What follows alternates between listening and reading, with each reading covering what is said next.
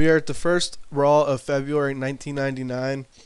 Last week we saw Mankind take on Kane as Mankind's punishment for winning the title, defending the title against Rock. Kane ended up losing in a classic match versus Mankind. Mankind then was attacked by The Rock after the match, so The Rock gets his heat back from losing. Eddie Guerrero was attacked by William Regal and Owen Hart. He faces Owen Hart tonight. Road Dogg and Batista defeated Un-Americans. So they're like starting from the bottom in a sense and going towards the tag titles. They face APA tonight.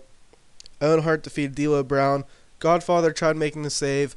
He failed. The Godfather faces William Regal tonight. We saw that Taz is coming to WWF. Chris Candido defeated Billy Kidman. Anything else other than that? No, not really. So let's kick it off with the Royal Rumble winner, Stone Cold. The show would start off with Stone Cold Steve Austin in the ring. He'd come down and say, I'm the next WWF World Heavyweight Champion. Well, it just started snowing like really hard all of a sudden inside the news. So Stone Cold would say how he's the next WWE Heavyweight Champion. He doesn't care if he takes it from Mankind, Rock, Kane. He doesn't give a damn. And then the lights go out. Undertaker comes out and says, Austin, you're lucky. You shouldn't have beat me at the Rumble. I should have won. I'm the true. I'm gonna, I lost my train of thought. Pretty much Undertaker says, Austin, you got lucky. Remember, I defeated you a month before. And I can kick your ass again if I wanted to. So, just equal. Setting up that these two aren't finished quite yet. Damn, it is windy out and snowing hard. Alright, so from there we go to Eddie Guerrero versus Owen Hart. Imagine if these two had kids and they had kids, how great they would be in the ring. Eddie Guerrero versus Owen Hart ended when Lance Storm and Matt Bloom ran in and attacked Eddie Guerrero. After the match, the Un-Americans are beating down Eddie when his nephew Chavito comes in and makes a save. So we're going to see Chavo Guerrero, the Los Guerreros, taking on Lance Storm and Matt Bloom.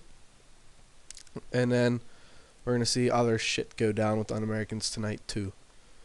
Right after the match, we go to Road Dogg and Batista Rabid Dog, taking on APA. Batista gets a pinfall victory over Bradshaw here, setting up that they are rightful number one contenders, except, because the Marvel Soldier and Road Warriors are doing their own thing. And then after the match, Ken Shamrock and Umaga comes out and beats him. Your heel champion. Come down and beat up the face guys. It's kind of hard to book Ken Shamrock and Umaga as tag champs because you don't want them on a microphone, so it's weird. Here, Vince, Shane, and The Rock are all cutting a promo making fun of Kane and how he couldn't beat Mankind last night. We are turning Kane face, so we gotta try to make him sympathetic and having the bad guys. Definitely the two authority figures, make fun of them. Be a good way to tease that. From there, we see William Regal versus Godfather. Ends when William Regal wins following interference from Owen Hart. Pretty much Godfather got outnumbered. D'Lo Brown's nowhere to be seen. We could say he's not there tonight. So forth. Then after the match, we get backstage where Al Snow cuts a promo and Brian Pillman talks about Goldust and saying he's returning. He's talking ahead. Al Snow doing his he's very in with his gimmick. We see Chris Candido make an open challenge, not for the title, just an open challenge. Billy Kidman accepts, and the big deal here is Billy Kidman, it's called, he gets upset victory after Taz's video package. When Chris Candido turned around like, what the hell? And then Billy Kidman rolls up. Chris Candido hits a big move on him, and then hits him with shooting star press, as it says there, but I think it'd be more of a roll-up type deal. This is Taz's, I guess, official debut. I was going to hold him off till the next pay-per-view and have him face Candido for European title. But I guess because I figured distraction, I don't know if it'd have him on screen or off. So we are having him on screen. And then so Taz's official debut is tonight. I wanted to do it a different way, but hell, I'll take it. Got a good gimmick rating. No. Alright, after that, we get Edge, Christian, Gangrel beat down Rikishi. I didn't really remember what I want to do. pretty much the Brood. No one knows their intentions or anything as such. So they're just attacking people left and right. Just being very unstable. We see Goldust hype video returning, and then it's just, saying he's coming back, hinting that he's coming for Brian Pillman. Then in the main event, Kane takes on Triple H, another classic match. Kane loses when X-Pac interferes. This would see as punishment for both of them. Vince be like, good, they both can fight each other, bastards. And then X-Pac wins, and then what we're going to do next week is Kane's going to end up, I think he might face X-Pac, but I don't know. We did that match a bunch. We're doing this match a bunch as well. I think Kane is going to take on X-Pac and Triple H either next week or at the pay-per-view. I've yet to decide, because we want Kane to be sympathetic. And then you know what else happens. WrestleMania 15, we're going to do a couple of real-life events. Here, Mankind calls out The Rock, challenges him to a fight. I'm sorry. Mankind says, Rock, you cheap shot me last week.